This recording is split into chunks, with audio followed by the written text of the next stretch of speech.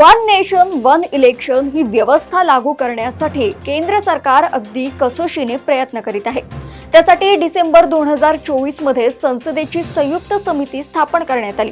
2034 मध्ये लोकसभा आणि राज्यांच्या विधानसभा निवडणुका एकत्र घेण्याच्या दृष्टीने संबंधित विधेयकांचा अभ्यास करण्याची जबाबदारी या समितीवर आहे। ही समिती विविध राज्यांमध्ये जाऊन सरकार, आमदार, कायदेतज्ञ, शिक्षण तज्ञ आणि उद्योग क्षेत्रातील प्रतिनिधींशी चर्चा करीत असते।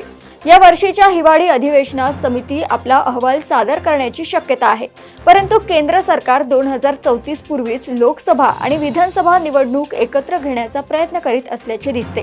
कदाचित या संभाव्य कायद्याला विरोधकांनी विरोध केला तर लोकसभा परिसीमन विधेयकाप्रमाणे हे विधेयक देखील दीर्घकाळ रेंगाळण्याची शक्यता आहे। या पृष्ठभूमीवर केंद्र सरकार रालोआ शासित राज्यांमध्ये पायलट प्रोजेक्ट म्हणून लोकसभा आणि विधानसभा निवडणूक एकत्र घेण्याची शक्यता वर्तवली जात आहे। सध्या रालोआचे बहुमत असल्याचे राज्याची संख्या 22 आहे। या सगळ्याच राज्यांच्या विधानसभा कार्यकाळ पूर्ण होण्यापूर्वीच विसर्जित करून 2029 मध्ये लोकसभेसोबत त्यांची निवडणूक घेण्याचा प्रस्ताव ठेवण्यात आला आहे।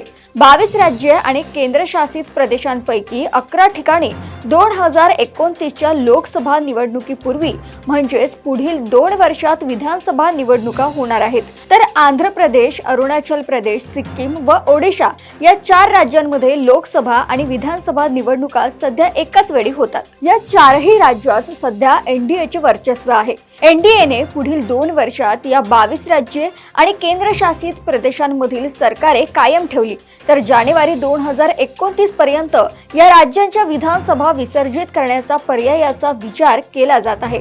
त्यासाठी संबंधित राज्याच्या मंत्रिमंडळाच्या सल्ल्याने राज्यपाल विधानसभा विसर्जित करू शकतात।